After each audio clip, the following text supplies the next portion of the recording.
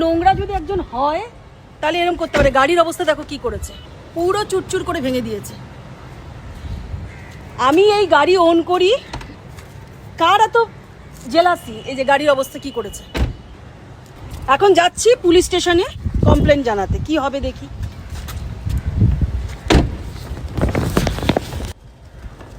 Police স্টেশনে complain লেখাতে যাচ্ছি এখন। Immediate action and resolution needed regarding damage of my car. এই গাড়ি এই অবস্থা করেছে,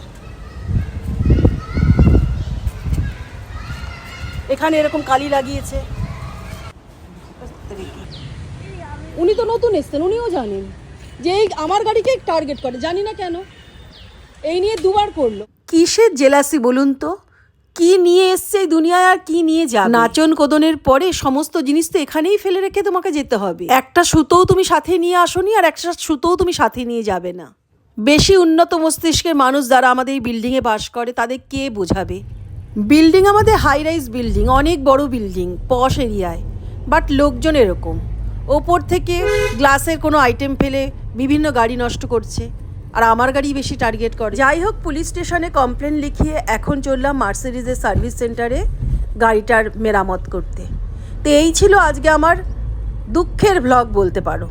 তোমাদেরও কি কারোর সাথে কখনো এরকম হয়েছে? আমাকে অবশ্যই কমেন্ট করতে পারো, আর তোমরা কি করলে এর বিরুদ্ধে আমাকে সেটা জানিও।